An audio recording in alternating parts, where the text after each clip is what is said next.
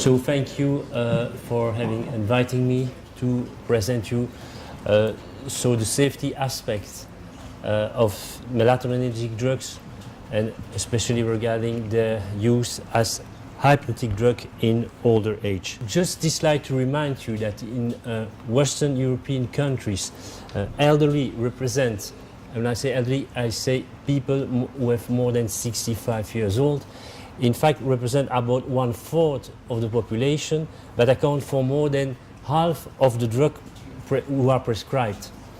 And it is also been estimated that in elderly patients, medication-related problems account for 10 to 30% of hospital admission, and that it may be the fourth or even the third leading cause of death. Now, the potential for adverse drug reaction is also a function of the number of drugs the subject is taking.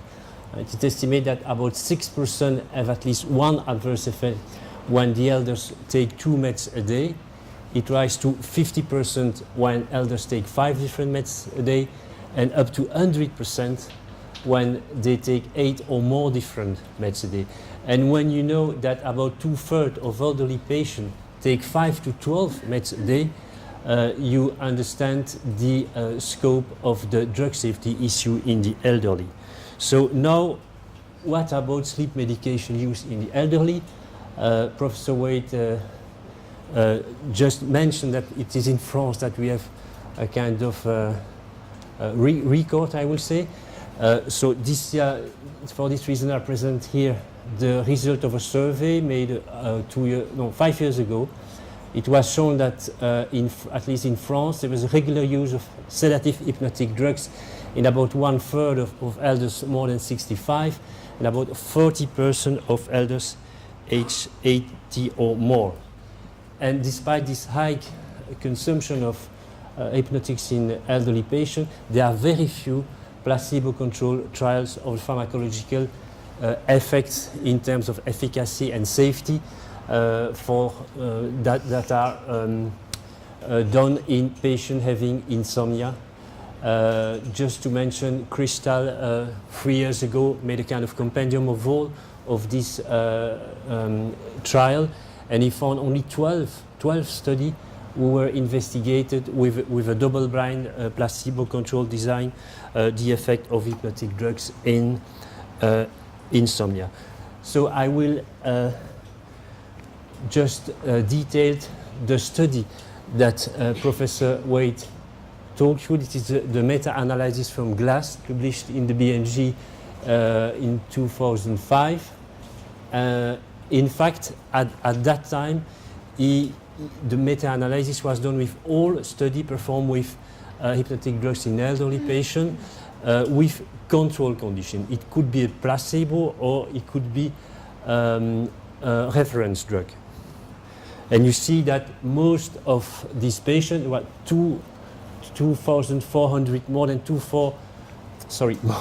200,000 patients, they were on Z drugs, Zaleplon, Zopiclone, or Zolpidem, and the other were on classical benzodiazepine drugs. So it could make odds ratio, meaning what is the chance to have at least one adverse event when taking the drugs compared to subjects who were not taking the drugs. And you see that it's about 5 times more frequent to have a cognitive adverse event when you take an hypnotic drug in this population. For psychomotor adverse events is 2.6, and daytime fatigue it's 3.8. So, and in fact, it is from this study that is derived the number of patients to treat and the number of patients to hurt. Professor Wade told you before. Another concern is that it seems that the use of hypnotic is associated with death rate. In fact, the group Kripke is well known in sleep medicine because he's claiming for years that it is very dangerous to use hypnotic drugs. This is last of his study. Very interesting study because it's a community study.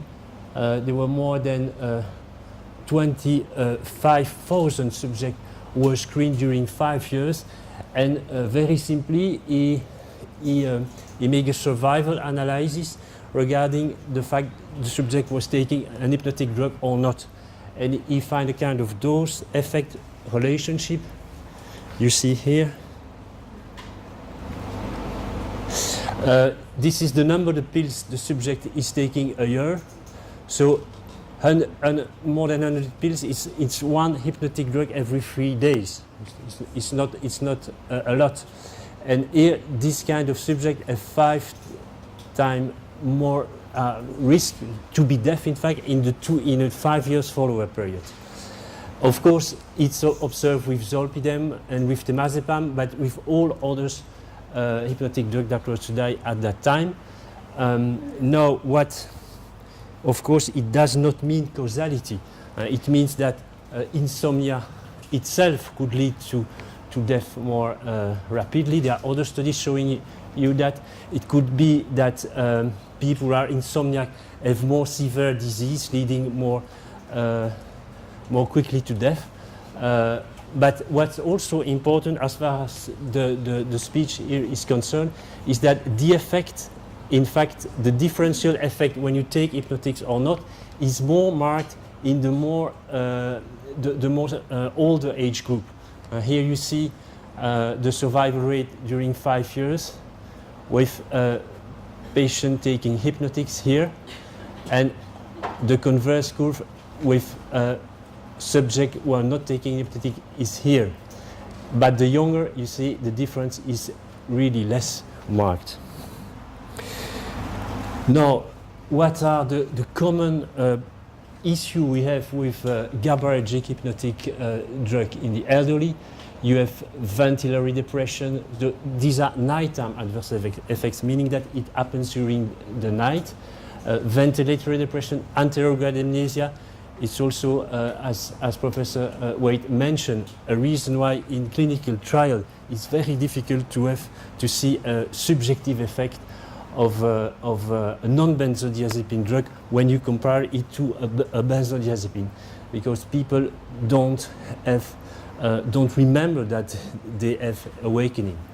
Now, other things who happen are dizziness, loss of balance, and risk of falls.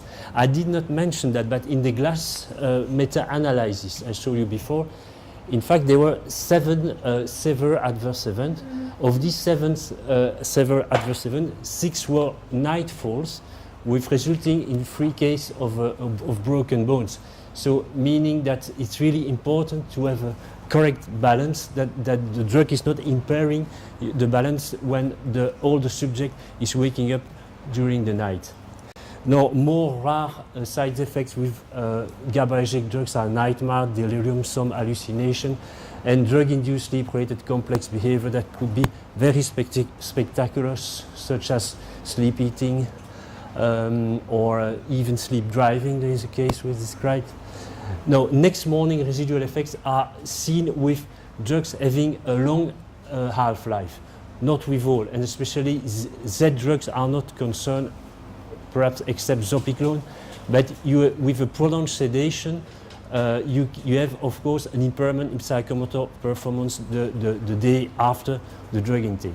And also the issue with long-term use of GABAergic drugs are discontinuation effect, meaning that you can have a rebound insomnia when you stop the drug, and also a liability to dependence. Normally, all these drugs are marketed to be, in fact, prescribed during a very short period, couple of weeks, depends from one country to another. But in the real life, in fact, these patients are taking drugs for months, even years. Now, what about the melatonin receptor agonist? So I will skip very quickly this slide because my Professor Warden Cuerasalva speak about already. So I will focus on melatonin prolonged release, or circadin, and ramelteon. Now, some words about ramelteon because it is interesting on a conceptual point of view, I will say. So there are no nighttime adverse events who have been described with ramelteon.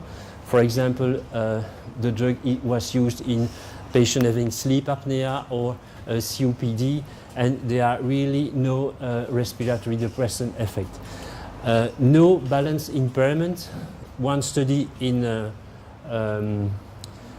older insomniac and another in young subject, you don't see anything. Now, for the next morning, residual effect it is not so clear, because the first studies were marketed by Takeda and do not see any residual effect. Now there are two studies who cast doubt about this, but these two studies were done in healthy volunteers. It also poses the problem of where do we have to test our drug for the side effect, in healthy volunteers or in insomniac patients, because the two populations could probably not react on the same way. In fact, this is the impaired highway driving performance was, I would say, still important, because it was approximately the equivalent of when you are drinking 2 beers. So it's quite important, and normally the drug should have. You have to be very careful if you take this drug. Normally it means that. Now the study have also done in young healthy subjects, so difficult to say what exactly is the issue here. What we know now about ramelteon is it has a metabolite. In fact, ramelteon in itself is only 2 hours of half-life, but the metabolite is active, acting also as an MT1, MT2 agonist, probably has also 5-HT effect, and is very, the half-life is prolonged, so it could come from this metabolite. Now, long-term effects are never seen with ramelteon. There are no withdrawal symptoms, no rebound insomnia, no abuse liability, so they have tested that in a special population of drug abusers, and in fact doesn't lead to abuse. They have in one trial, 6-month trial with 16 milligrams from ramelteon, it's double the dose the drug is marketed. You have an increase in the prolactin levels in women. So it was statistically significant, but on the clinical point of view, it was considered as non-clinically significant. Now I come to circadine, so I will go through. So this is the list of the studies that were performed regarding circadine. In fact, our group was involved in some of these studies, most the pharmacodynamic study, when we study the effect of circadian on sleep, or on, for example, balance, driving, etc. So just mention what particular with circadian is that all the studies were performed in primary insomniac patients who were aged more than 55 years, excepting the two here. And when we did the crossover study with healthy volunteers, they were also more than 55 years old. Next slide. So what all these studies tell us? So first, there's a very few side effects. In fact, with circadian, here it's about half of the patients were exposed to circadian versus 37% of patients exposed to placebo. Now, if you express, in fact, you remember in some study, patients were exposed during 6 months, in other study during 1 year. So a better way to represent the adverse event who are coming with the drug is to express it by rate of patient with adverse event per 100 patients treated a week. And in this case, you see that you have less, in fact, patient affected by adverse event with circadian than with placebo. So how you can explain that? In fact, you have to remember these are patients, meaning that when the clinician is asking for adverse event, he will also include in this adverse event some things that are related to the illness. And so this is what we have with the adverse event on placebo. Now, if you cure the illness, you will have less of this adverse event. And if the drug itself doesn't cause any adverse events, of course, you will have less adverse event with the drug. So what were these adverse events? Headache, back pain, pharyngitis, asthenia. So in less than 2% of the global population, patient on sertraline or on placebo. So this is one of the pharmaco studies we performed. Just to show you that sertraline does not alter sleep architecture. This is the REM sleep duration here. Baseline treatment during the early run-out or late run-out, we see exactly the same amount of REM sleep. Here you have, regarding non-REM sleep, we make a spectral analysis because it's a more, I will say, specific or sensitive way to see if a drug has an effect on non-REM sleep. And you see again placebo and sertraline does not differentiate. So it means that the drug is really not affecting sleep architecture despite having an effect, for example, on sleep onset latency.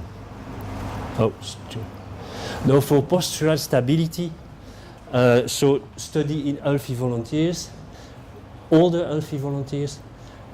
So you see here that we have compared sertraline to zolpidem, 10 milligram.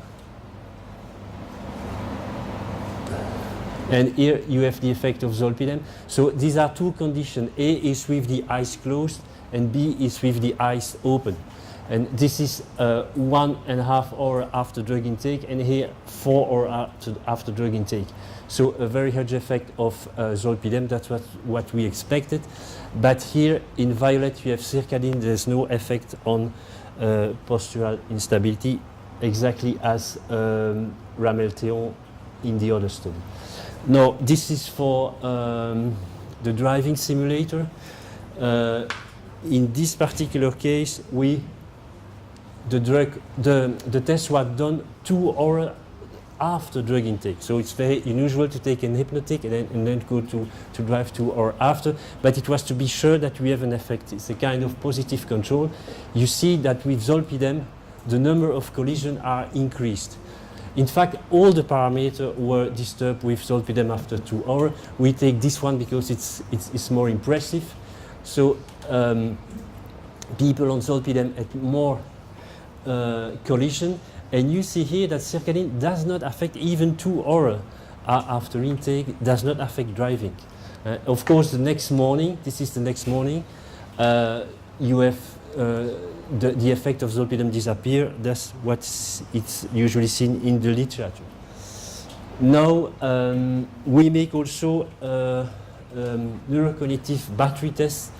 It's a CDR, Cognitive Drug Research Assessment. This is one of the results because it's very boring. You have always the same kind of result. You have a deleterious effect of zolpidem 1 hour after intake, 4 hours after intake, even more here. In this particular case, this is the digit vigilant test when we are asking the subject to push on a button when certain digits are appearing on a screen, and this is the number, the percentage of false detection. So and this is a change from baseline. So you have more of this false detection. Sorry, it's the correct detection. The converse. You have less of this correct detection with zolpidem. Now, another test we did is the RiverMed test. It's a memory test, a particular memory test, because we are really telling a story to the subject before he's going to sleep, and then we are asking him to recall the story with the more details he remembers. And so the endpoint is the number of recalled elements. So we did that just after drug intake. So meaning that the encoding is done with the influence of the drug. You see that with zolpidem there is an encoding difficulty. So the subject is not completely encoding all the story. And you see that next morning, it's even worse with zolpidem. And you see circadian does not affect so the encoding and also the retrieval, next morning retrieval. So this is important because, as you know, that sleep seems to be involved in the memory processes. It could mean, but the study was not designed for that, but zolpidem is in fact contract the memory consolidation. We have other data with benzodiazepine drugs who showing that with more specific tests. But in this case, it could explain why the number of elements recalled are less in the morning. But whatever the picture, you see that circadian probably has no effect on memory, on sleep-related memory consolidation. And finally, this picture comes from clinical studies. You know, there was a run-out period during which the subject had placebo. So it's a very convenient way to see if they are rebound insomnia or withdrawal effect. We don't see any of these things with circadian. And here is that was the primary, one of the primary endpoint, quality of sleep. You see also that the day after, the effect of circadian persisted, and even 2 weeks after. So at the end of the run-out period, you still have an effect, meaning that the drug is really not subjected to a rebound effect or withdrawal symptoms. So this will be my last slide, this comparison between what you have, the most important side effect you have with GABA agonist compared to melatonergic agonist. So balance impairment, risk of falls with GABA agonist. Some of these more rare effects. With melatonin agonist, we have seen that sleep architecture is preserved, at least with circadian, because we were also involved in a multi-center study with ramelteon. It was a 6-month study with PSG every month approximately, and in this case, ramelteon systematically decreased, in fact, slow wave sleep and tend to increase stage 2 sleep. So in this respect, it seems that ramelteon looks like a classical benzodiazepine drug.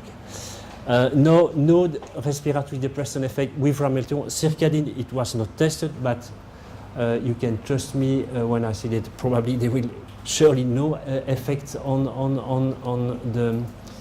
respiratory during sleep. Here, with GABAergic drugs, you have prolonged sedation with long half-life compounds, impairment of memory functioning. With melatonergic drugs, certainly not with circadian, could be with ramelteon. And then long-term effects, discontinuation effects, dependence liability, and cognitive effects with benzodiazepine drugs. You don't find any of these effects with melatonergic drugs.